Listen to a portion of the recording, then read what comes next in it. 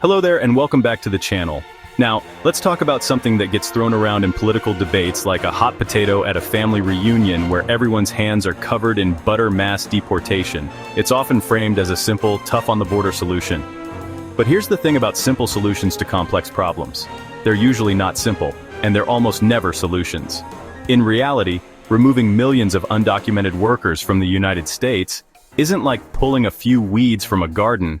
It's more like yanking out the entire root system, the soil, and half the fence for good measure. The truth is, such a move would trigger a massive cascading chain reaction across the entire U.S. economy. A series of consequences so interconnected and severe, it would make a Rube Goldberg machine look like a children's pop-up book. It's a policy that promises to secure the nation but might just end up bankrupting it, affecting everything from the price of your morning avocado toast to the stability of your local housing market. It's an issue far too important to be left to sound bites and slogans. So, tonight, we're going to put the political rhetoric aside and look at the cold, hard economic facts. We're going to treat this not as a political football, but as a Jenga tower where someone is suggesting we remove a whole bunch of blocks from the bottom all at once. What happens next? Well, you're about to find out. Let's break down the 6 major domino effects you need to know. So, you've just waved a magic wand and poof, millions of undocumented workers are gone. The first, most immediate domino to topple is a catastrophic labor shortage in the very industries that form the backbone of our daily lives. Think about agriculture. The people who pick the fruits and vegetables that end up in your grocery cart, a significant portion of them are undocumented. A 2018 study found that about half of the nation's crop farm workers are unauthorized. Suddenly, those workers disappear. Who's going to pick the strawberries? Who's going to harvest the lettuce? Unless you're planning to pay an army of teenagers a fortune to do back-breaking labor under the sun. And let's be honest, they'd rather be making TikToks. Those crops are going to rot in the fields. And it's not just our food supply. Look at construction. Those new apartment buildings, the road repairs, the single-family homes being built. A huge number of those jobs are filled by undocumented labor. The National Association of Home Builders has repeatedly warned about labor shortages already holding back housing construction. Now, imagine taking a sledgehammer to their existing workforce. Projects would grind to a halt, timelines would stretch into infinity, and the cost of building anything would skyrocket. It's the economic equivalent of trying to build a skyscraper with a team of 3 people and a single screwdriver. Good luck with that. Then there's hospitality, the hotels, the restaurants, the services that keep our tourism and local economies humming, and the care sector, which is arguably even more critical. We're talking about the people who look after our children and our elderly parents, often for wages that, frankly, we should already be ashamed of. These aren't just jobs, they are essential functions of a modern society. Removing this workforce doesn't just create a gap, it creates a gaping wound. It's a self-inflicted paralysis on the industries we rely on most, and the chaos would be immediate, widespread, and frankly, completely predictable. Right, so we've established that entire industries are now critically understaffed. What happens next? Well, welcome to the wonderful world of supply and demand where everything is about to get punishingly expensive. Let's go back to our rotting fields of produce. With far fewer workers to harvest crops, the supply of fresh food plummets. But here's the thing, people don't suddenly stop needing to eat. Your demand for a salad remains the same. So that limited supply of lettuce, tomatoes, and avocados that actually makes it to the supermarket, its price is going to go through the roof. Get ready for the $20 Caesar salad. And no, that's not a fancy one with artisanal croutons, that's just a salad. This isn't just about groceries, it's about everything.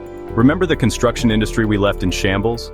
The few available skilled workers, plumbers, electricians, roofers, can now charge a massive premium for their services.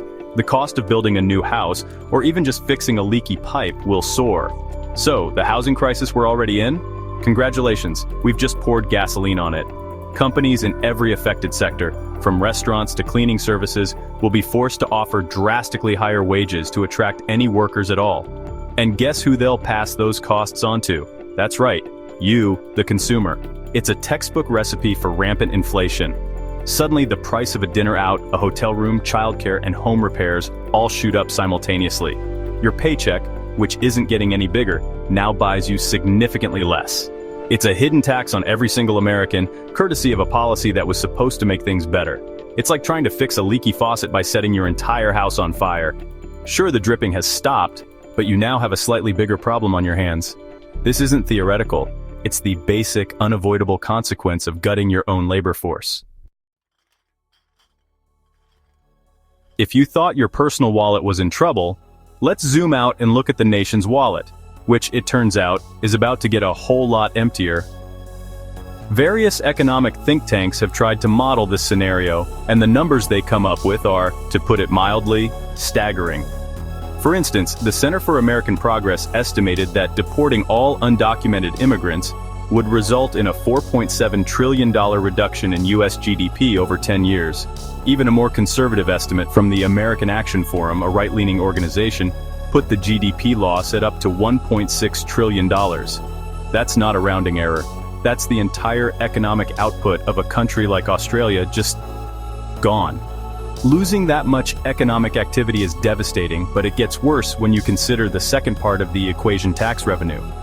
Undocumented immigrants, despite their status, pay taxes. A lot of taxes, actually. They pay sales taxes every time they buy something, property taxes through their rent or home ownership, and billions in Social Security and Medicare taxes, often for benefits they will never be eligible to claim. Estimates suggest they contribute around $11.7 billion in state and local taxes annually. When they're gone, that money is gone with them. So what does that mean for you? It means the public services we all rely on are suddenly facing a massive funding crisis. The money for paving roads, funding public schools, supporting local fire departments, and investing in healthcare infrastructure, it all has to come from somewhere. With a shrinking economy and a smaller tax base, governments will be faced with a horrible choice: either drastically cut those essential services or raise taxes significantly on the remaining population. So, congratulations, not only is everything more expensive, but you're now paying more in taxes for worse schools and bumpier roads. It's a truly spectacular lose-lose situation. Let's move from the national economy down to your own street, because honestly, the next domino to fall could land right on your property value. There are approximately 10.5 million undocumented immigrants in the United States, and they all have to live somewhere. Many are renters paying monthly checks to landlords and supporting local rental markets. A significant number are even homeowners, paying mortgages and building equity. Now just imagine they are all forced to leave, not over years, but in a relatively short period. What happens to all that housing? You get a sudden, massive shock to the housing market. In neighborhoods with large immigrant populations, you would see an exodus. Thousands of rental units would abruptly become vacant. Landlords who were relying on that income would suddenly default on their own loans. This creates a glut of empty properties, and when supply skyrockets while demand craters, prices collapse. This isn't just bad for the landlords, it's bad for every homeowner in the area. The value of your own home is tied to the value of the homes around you. When your neighbor's house goes into foreclosure and sells for a fraction of its worth, your property value takes a nosedive right along with it. This could create a vicious cycle, leading to what some have called ghost neighborhoods. Entire blocks could become pockmarked with vacant homes and apartments, which in turn attract blight and crime, further depressing property values and making it impossible for anyone to sell. The stability of local banks that hold the mortgages on these properties would be threatened, potentially triggering a localized financial crisis. It's a domino effect, where a deportation order in one house can eventually lead to the economic ruin of an entire community, turning vibrant neighborhoods into desolate, empty shells. We often hear about immigrants working in businesses, but it's crucial to remember how many immigrants, including the undocumented, run businesses. They are entrepreneurs. They own restaurants, landscaping companies, construction firms, cleaning services, and corner bodegas. These small businesses are the lifeblood of local economies, creating jobs not just for other immigrants, but for native-born citizens as well. According to some studies, immigrants are more likely to start businesses than native-born Americans. They are a powerful engine of economic dynamism and local commerce. Now, apply a mass deportation policy. A business owner is forced to leave the country. What happens to their business? It closes overnight. The jobs it provided are gone. The services it offered to the community vanish. The local suppliers who sold them goods lose a client. The landlord who rented them their storefront now has a vacant property. It's a ripple effect that spreads through the local economy with surprising speed. One closed business can weaken several others, creating a chain reaction of economic decline on Main Street. This isn't just about the business owners either. Think about all the small businesses that rely on immigrant workers to function. The family-owned restaurant that can't find a new line cook, the cleaning company that loses its entire staff, the landscaping firm whose crews are suddenly gone. These businesses would face an impossible choice: either close their doors or try to survive in a market with no available labor and skyrocketing costs. Mass deportation isn't a surgical strike on a single group. It's a blunt force trauma to the entire small business ecosystem, threatening to shutter thousands of establishments and extinguish the entrepreneurial spirit that makes local economies thrive. Finally, we have to talk about the last domino, the one that represents a cost you can't measure in dollars or GDP points, the profound social and humanitarian crisis. This isn't an economic model, this is about people. We're talking about tearing apart millions of mixed-status families, where parents might be undocumented, but their children are United States citizens. What happens to those children? They are either forced to leave the only country they've ever known to follow their parents into exile, or they are left behind, flooding an already overburdened foster care system. The psychological trauma on these kids would be immense and lifelong. Beyond the family unit, imagine the societal chaos. The process of deporting millions would be a logistical nightmare, overwhelming our legal and immigration systems. It would require raids, detentions, and mass transports on a scale that would be both astronomically expensive and deeply unsettling to witness. Communities would be torn apart by fear and mistrust. Protests and civil unrest would become commonplace as citizens react to seeing their neighbors, friends, and colleagues rounded up and removed. The social fabric of countless towns and cities would be irreparably frayed. This creates a society living under constant stress and division. It strains social services, from schools that have to deal with abandoned or traumatized children to mental health facilities trying to cope with the fallout. It erodes trust in law enforcement and government institutions. This isn't just a political disagreement, it's a recipe for widespread social breakdown.